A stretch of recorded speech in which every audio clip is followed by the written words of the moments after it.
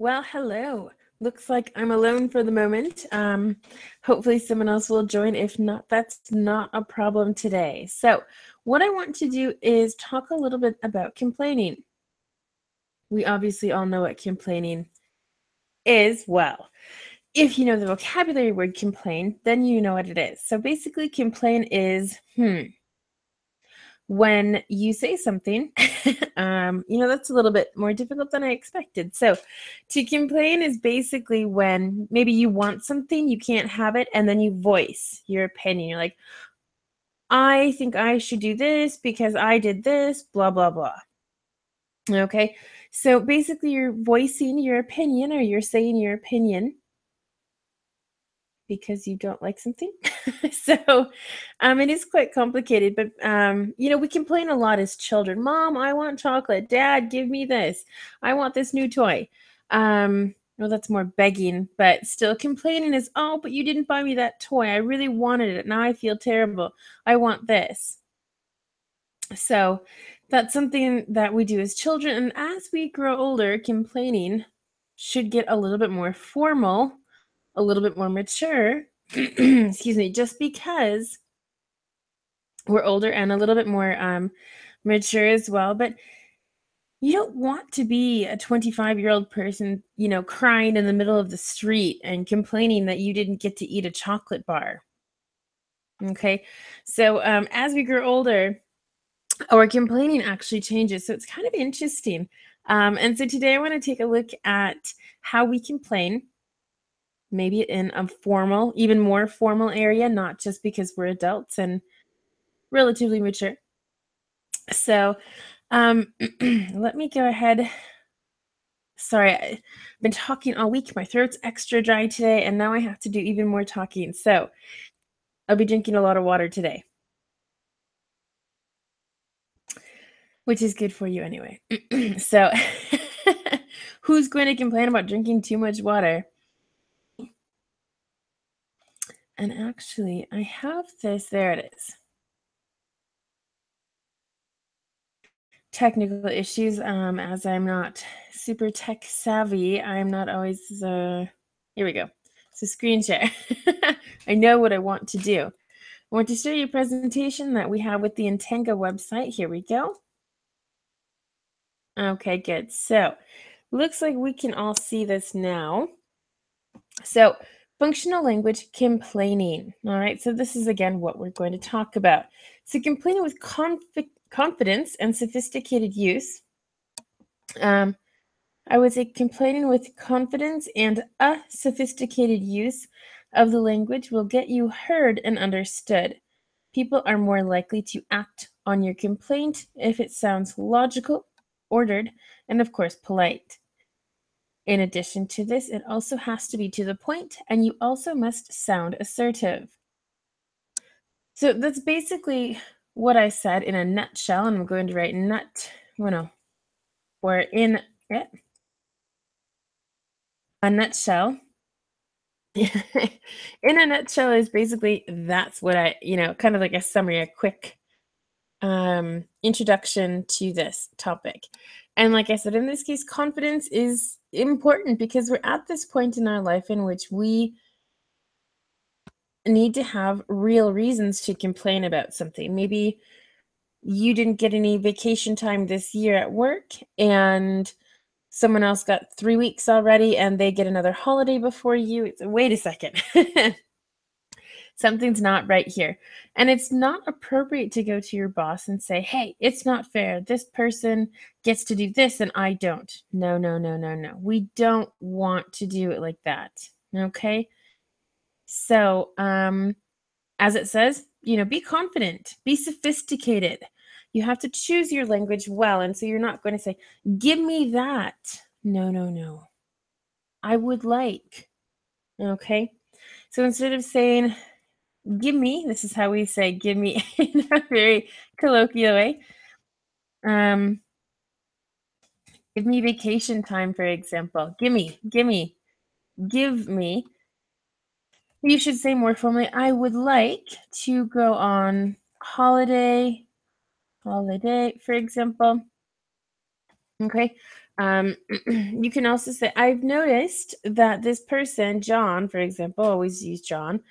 I noticed that John has gone on holiday this year before. I have yet to go on holiday. And so I would appreciate if I could have this day off or these days off, etc. So maybe you can get a little, it's not superiority, but you can choose the dates that you want. And so the other person, in this case, John, doesn't get that time that you want off. Okay.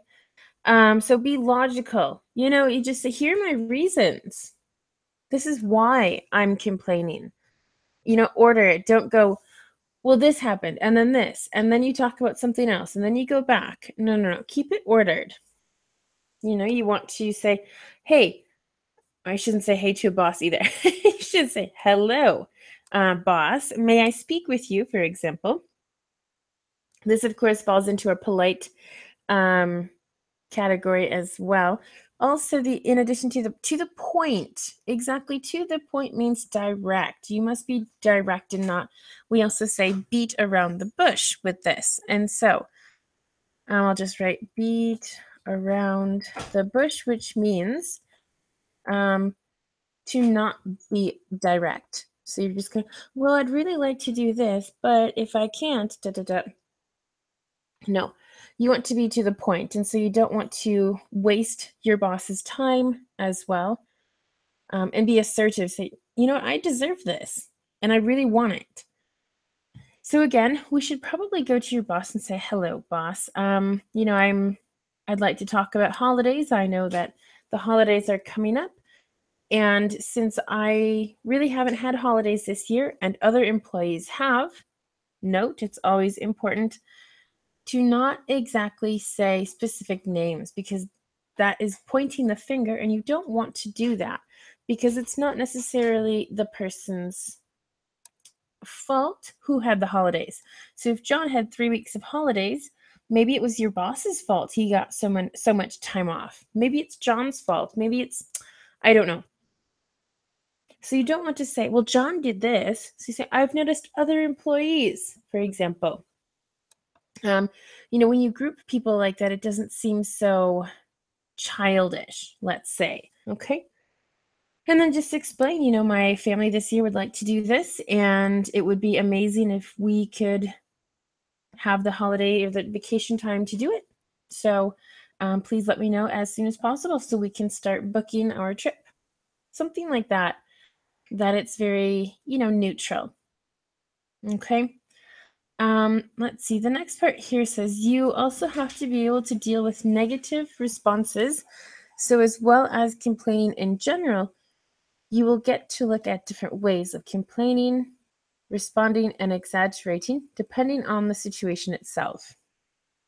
So of course, here I'm talking about getting holidays or getting vacation time around holidays. And obviously there are other ways, maybe Susie wasn't working very much and you work a lot, or there's a phrase, it's called pick up the slack. We just pick up the slack. Okay, and this basically means if someone isn't doing 100% of their work, let's say they're doing 90% or 80%, it doesn't really matter, but you are picking up that other 10 to 20% of their work. And so you're picking up the slack. You're doing that extra work, which isn't fair.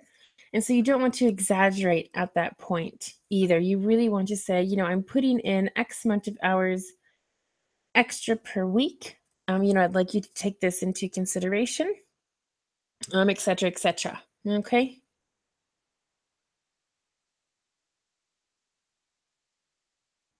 So, hopefully all of this is clear because obviously I can't ask anyone directly at the moment.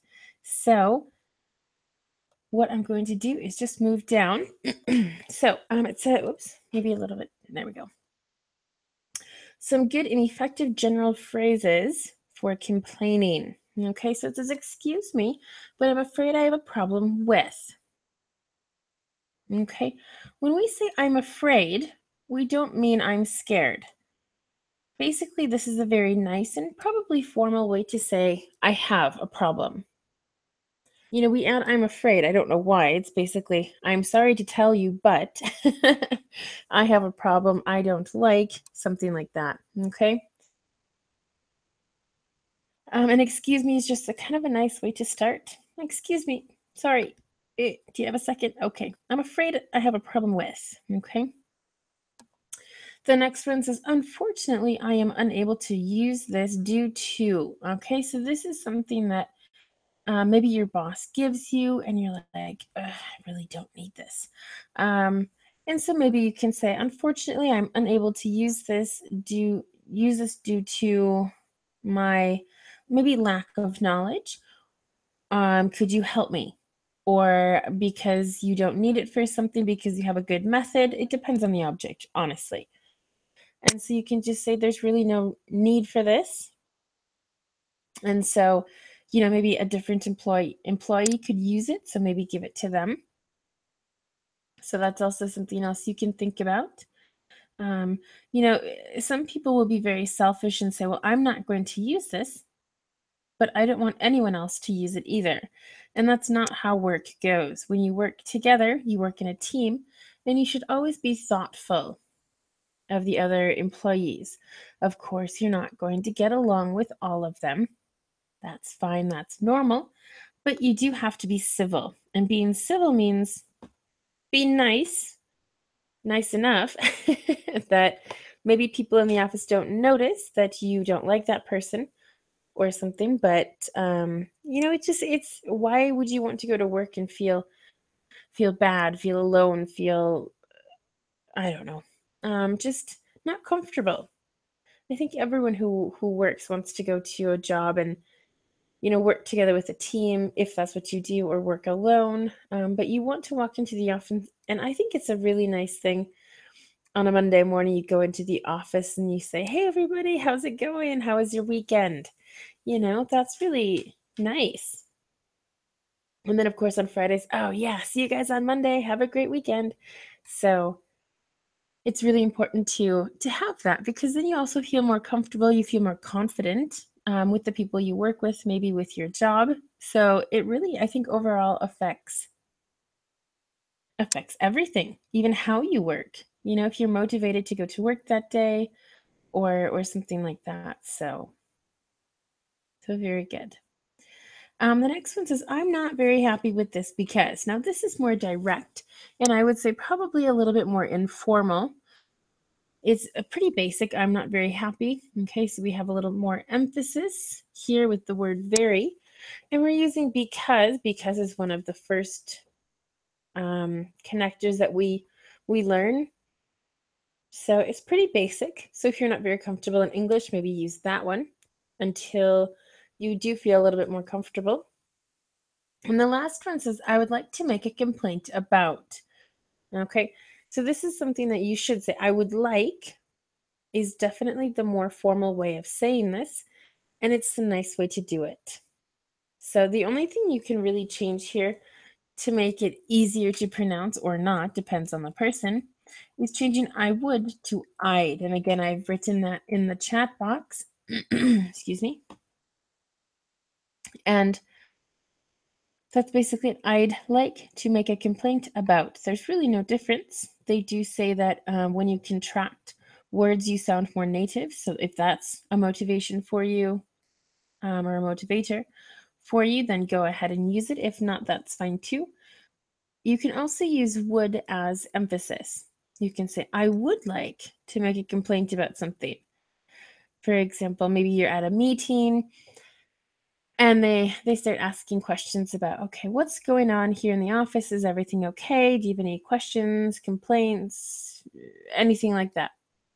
So, well, I would like to make a complaint about something, okay? And again, choose your words carefully. It's very, very, very important that you do it very carefully because I think even once during an interview, I said a word that really wasn't bad, but I should have chosen my words differently. And I sometimes think, well, maybe it was that word. It was just too informal for the situation. And it was for a big company.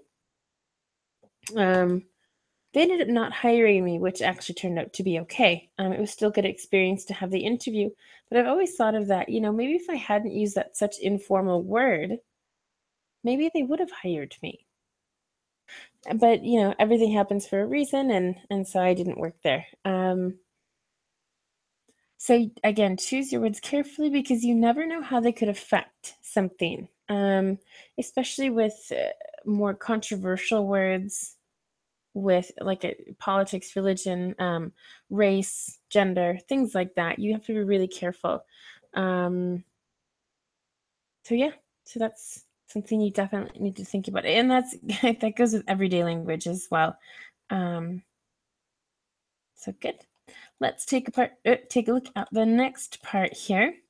It says complaining in certain situation. Oops, that's not what I want. I just want to move it up a tiny bit so we can see all of this.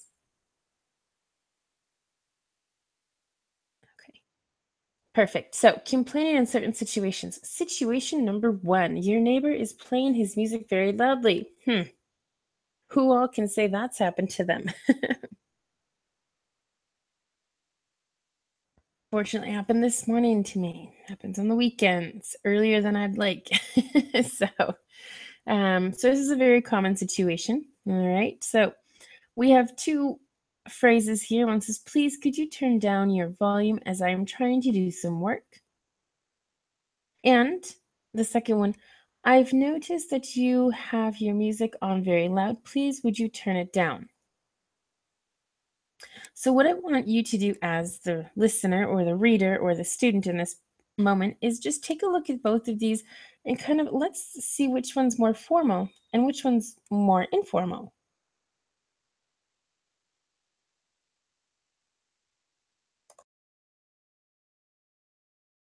Okay, so I'll read these again. So, please, could you turn down your volume as I am trying to do some work? Or, I've noticed you have your music on very loud. Please, would you turn it down? Now, it would be perfect if I could ask somebody their opinion. But let's see, is number one more formal or number two? Oh, that's interesting. Well, let me okay. Let me talk about these. So please could you turn down your volume? I like this because we're using could. We're saying, is it possible? Is there a possibility that you could turn down your volume? Okay. And then we're giving a reason as I'm trying to do some work. So I think it's important add this kind of extra information. It's not just because it's annoying, it bothers me. No, I'm actually trying to do something that's important. Okay. And so if they just turn it down a little, then you could work and concentrate and it would be perfect. So I think, so I like this one. And the second one, I've noticed that you have your music on very loud. Um, I think when we say very loud, it's a little bit more informal here. I do like the fact that it says, I've noticed. Um, if I were to say this a little bit more formally, I would just say, I've noticed you enjoy listening to music. So, um, you could also say, and also during these times, I actually normally work, and so I was just wondering if you could turn your music down. The would, please, would you turn it down is basically saying, well, will you turn it down? So there's a difference between could you or would you turn it down? And so for me, the first one is kind of the best option here. Now, both of these are fine. It's not like there's someone that's going to be very upset if you say the second one. I don't think that. I think it's both. I think they're both perfect. It does depend on the situation if you know your neighbor very well or not. Um, if you know your neighbor very well, just say, "Hey, can you turn it down? I got to work for the next half an hour," or something like that, where it kind of says, "Ugh, can you, level with me? Can you level with me? Can you can you level with me?" Basically means get on my page, like start understand where I'm coming from. I understand where you're coming from, but can we compromise? Okay, let's compromise. Turn down the music for a little bit. or don't do it from this time to that time, something like that, so you both can, continue. You want them to have fun and enjoy life, and you also need to get some work done. So, perfect. I hope that no one has any questions, as I could ask, do you have any questions? Oh, interesting. Sorry, I can't help you because I didn't hear you. Oh, sorry. Just trying to use some of those, like, there's a lot of English. I don't want to say the name just because it's kind of it's a trademark, but there's English videos in which people are like, okay, repeat this. Oh, good job. And so it seems like that a bit to me today. So, great. Well, let's look at this next. It says, um, so this is the first part.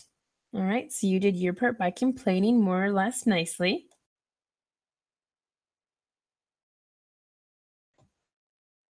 Whoops. And now it says, but your neighbor responds negatively to you. So what can you say back to them? Okay. And I just want to mention that here it says them, even though we have neighbor in the third person, and we know it's third person because there's an S here at the end after responds. So basically, I think I've talked about this. I'm actually going to in January. I know I have a class about what is it? The impersonal you, using them or they when you don't know the subject. It could be boy, girl, or singular, plural. You don't really know.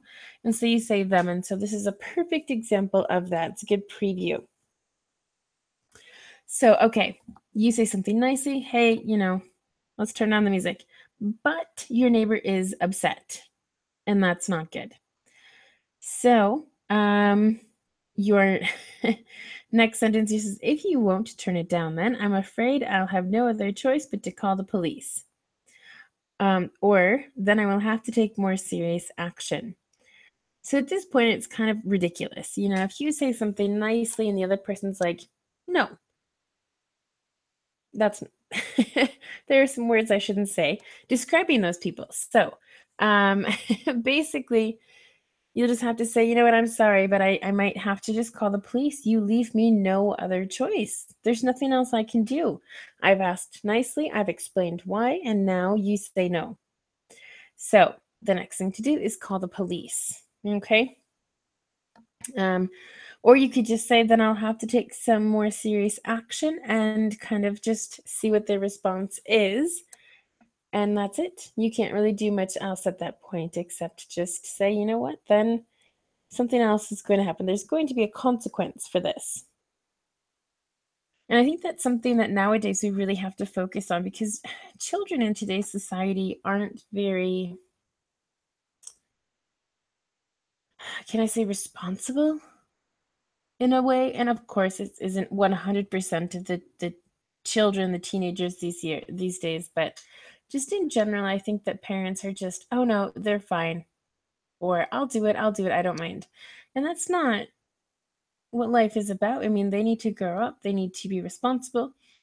And so if they're one of these kids that says, no, I'm not going to, even though I know you're working, that's really disrespectful. So hopefully this never happens to anyone.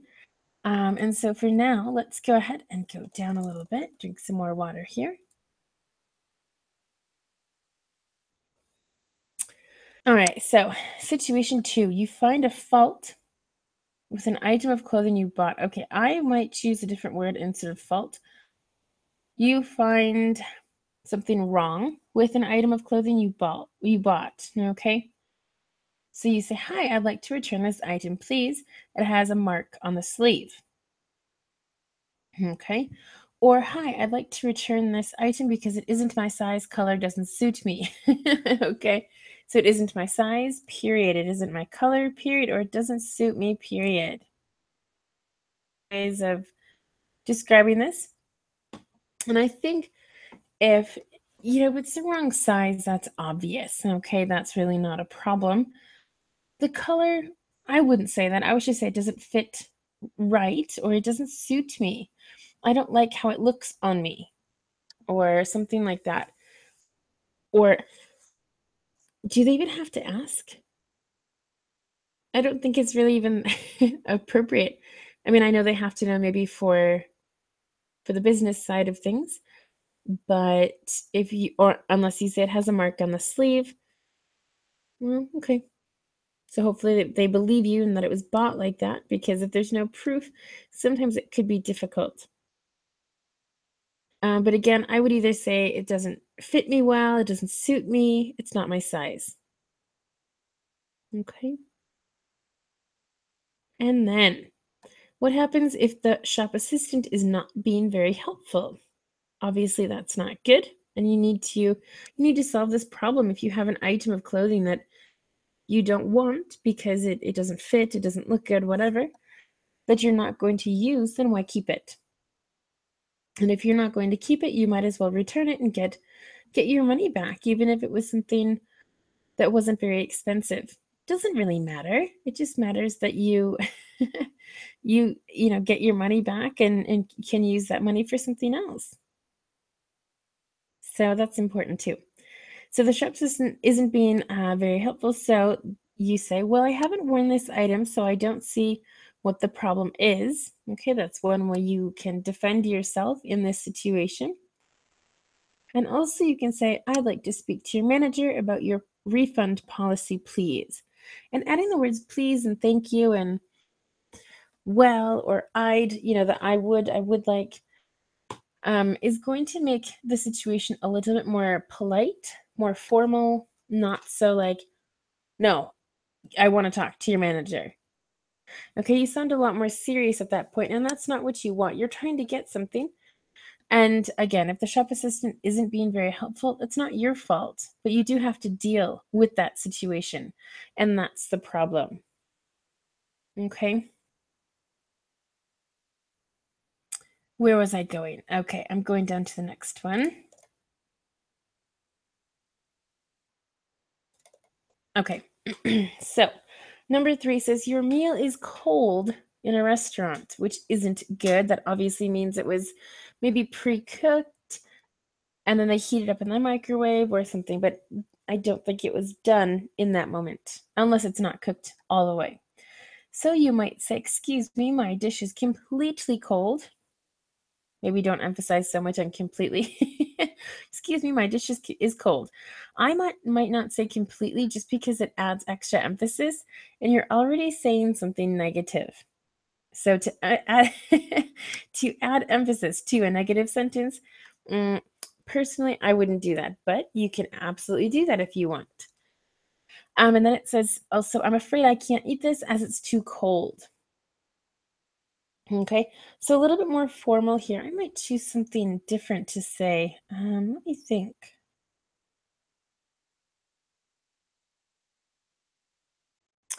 Um, I would just say, you know what? I'm sorry, but this is cold. I was wondering if you could reheat this for me. I think that's the most common. And reheat just basically means, put it in a microwave or something. Not that you're asking to cook it again. Exactly. So it depends. Hopefully it doesn't happen, but it does. So again, you just have to deal with the situation and be polite and civil. That is the most important thing. Okay. But it could happen that the waiter or waitress isn't being very attentive, or maybe they're just very busy. Maybe they want to go over there and talk to you, but they can't. I mean, I was a waitress for so many years, and I can tell you it's not just because they don't want to go over there. You can ignore a table up to a certain point. I'm sure Thomas would love this. You can ignore a table up to a certain point, but after a while you know when they need someone. And even if it's just going over and saying, "Hey, I'm sorry, just give me another minute and I promise I'll be back." Then go back. Okay. And this is not I'm doing the opposite of what this says. So the waiter just isn't being very attentive. So maybe if they're not being very attentive, you could always go to the front area. Normally there's a manager around somewhere. You could always we say flag down.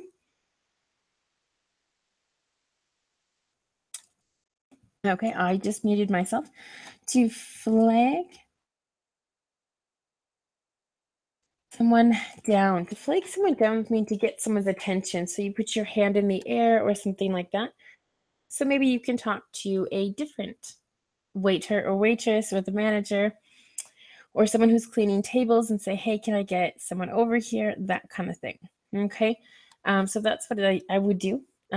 So you can respond by saying, this is the second time I've asked. Would you please do something about my dish? Or I'd like to see the manager, please. Now, when someone wants to see the manager when they are not exactly happy, probably not the best thing. So, as the waiter or waitress, you should be very attentive and do the opposite of what is happening here, and that way things can get solved.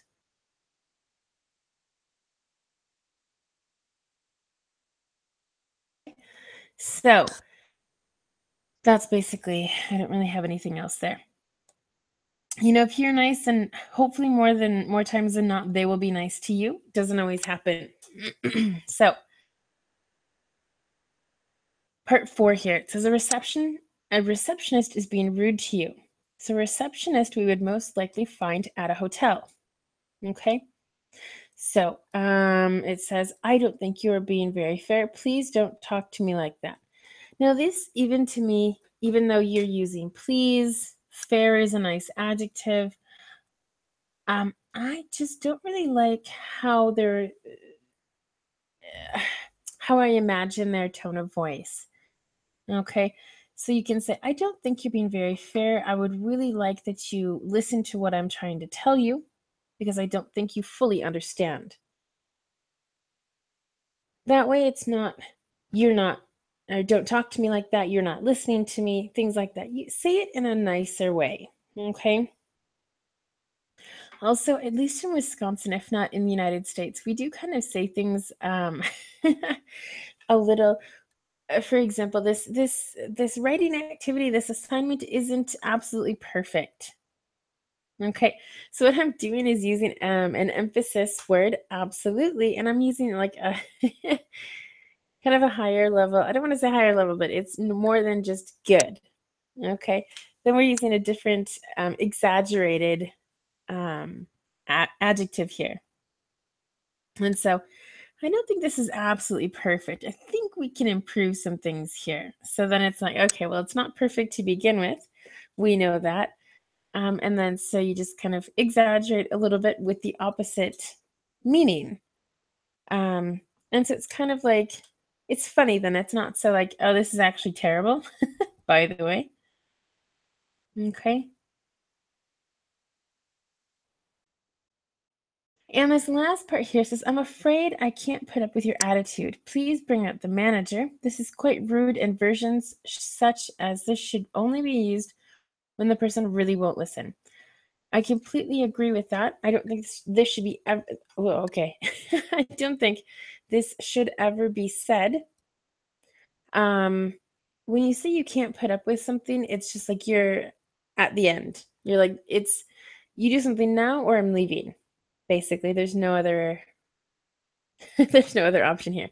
So this is something that you really should not say very commonly unless you're just a mean person. So um so this is pretty serious in here. You should say maybe, I'm afraid I just don't think you're understanding. Please let me talk to a manager, for example. That way it still has the same meaning, but it, like I said at the beginning, it's so important that you choose your words. Okay? So again, I hope no one has any questions. Okay, doesn't seem like it. Well, let's go down. Oops, too far down. That always happens. There, let me just double check and see what you see. Okay, yep, that's perfect. So we're going to look at some more situations and then well, I am going to discuss them. So just a second.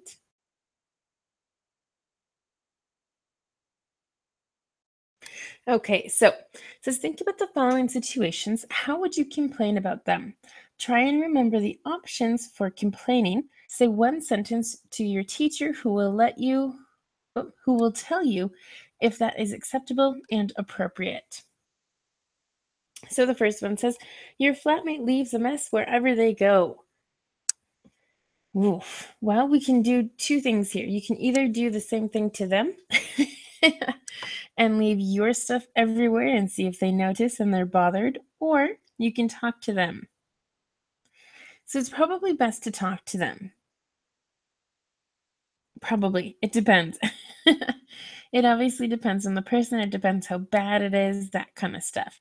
So basically, I would say, hey, Jill, why don't you? No, I wouldn't say that. Why don't you is kind of a suggestion, not telling them what the problem is. So, hey, Jill, I'm really sorry to tell you, but I just feel that there's a lot of stuff around, and I was wondering if we could clean, for example, or organize our things. Something like that. I mean, it doesn't have to be very serious. Just say, hey, Jill, sorry, but I see that you have a lot of things out. I was wondering if you could at least put them in your room or something, because I prefer that there's not a lot of clutter. Clutter in English basically means stuff. If you don't like clutter, you are more towards the minimalist side of the spectrum. If you do like clutter, you could become a hoarder. And a hoarder is someone who collects anything and everything. Someone who just does not like to get rid of things. Okay? Hoarder. Okay, so that's the word hoarder. Just to have some more vocabulary today. All right, so again, approach your flatmate very nicely, because you do have to live with them after, and you don't want things to be terrible. Okay. Number 2, situation 2 says, a shop assistant is refusing to take back your unworn shirt. Well, if that happens, I would just say, I'd like to see the policy rules for returning items. Or at that point, I'd like to see a manager to see what they say. And that's it. Just say, obviously this isn't working for me. I need something else.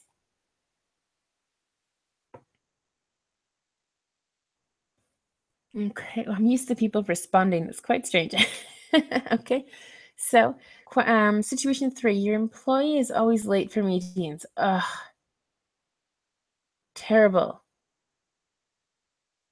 I think we can understand if it's one time, two times, or something like that. But if it's every meeting, that's terrible.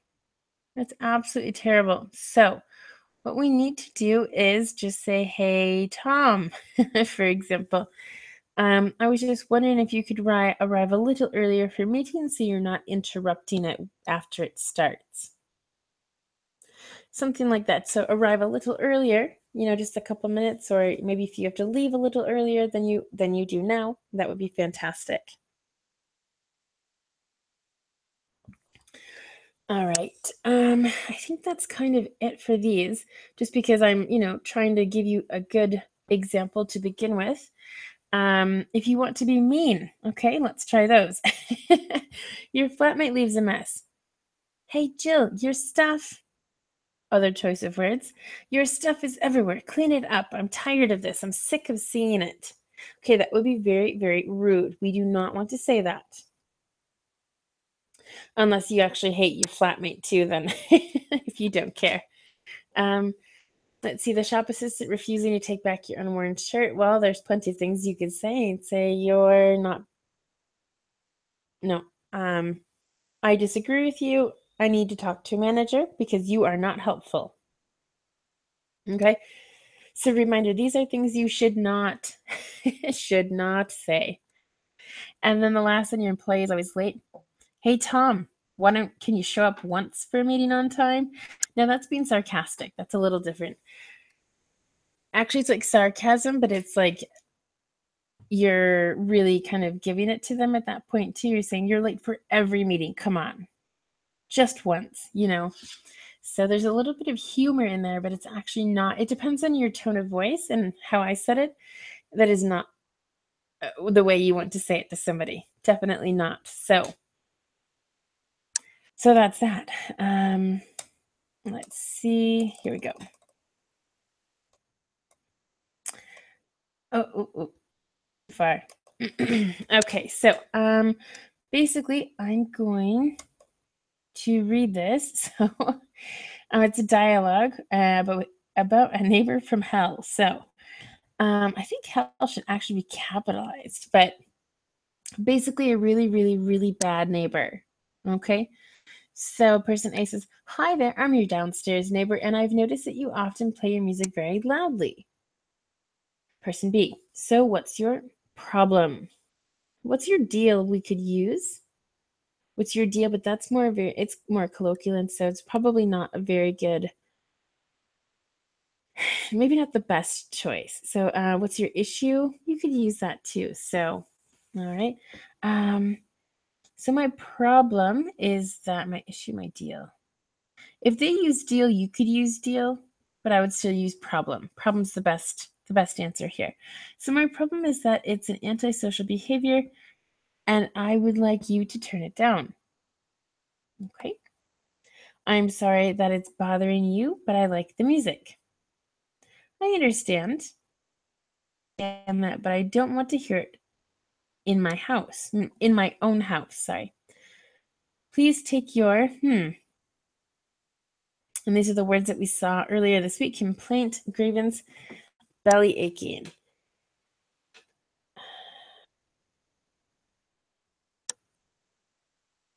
I'm trying to think. I think all of these can be used as well.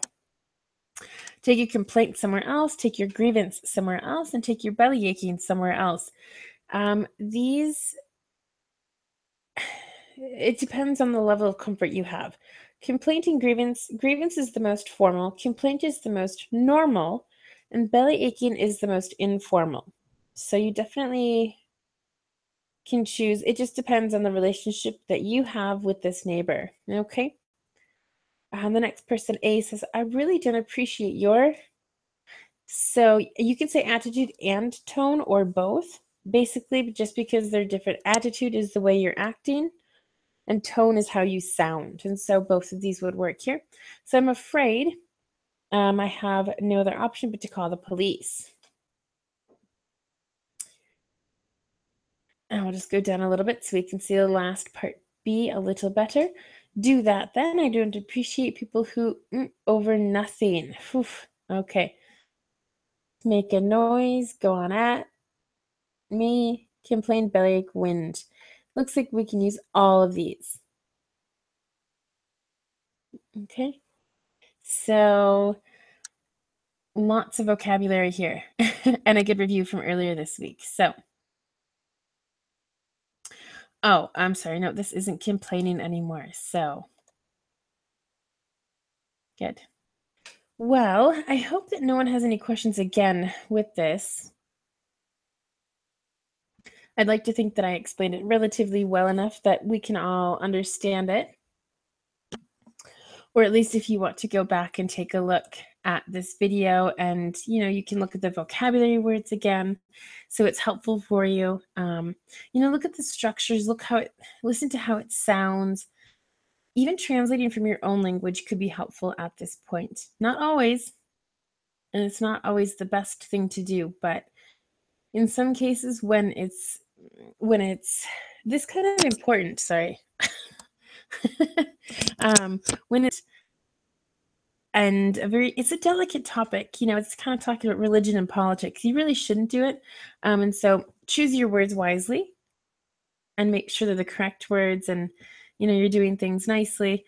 When you complain, you should use those phrases that we saw, or I'm afraid, I'd prefer, I'd like, those kinds of things. And like I said, always give a reason, because if you just say your music's really loud, you should turn it down. Respond well to that. Say, "Hey neighbor, I'm sorry, I'm just trying to work right now. Can you just turn down the music a little bit?" Even just compromise. If they turn it down a little bit, that might help you a lot, for example. And you can say that. So, it would be great if I could just wait a half an hour, or maybe wear headphones and listen to music or something like that, and not have the music so loud. I've been trying to save egg cartons so I can give them to my neighbors. Does that mean? I'm just kidding. Actually, I did think about it. I do have one saved, and it's just because egg cartons are kind of nice to have. But I do know that people have used them for sound barriers as well, and it has crossed my mind because I do have some loud neighbors downstairs, unfortunately. And they have a year contract, so we'll see what happens.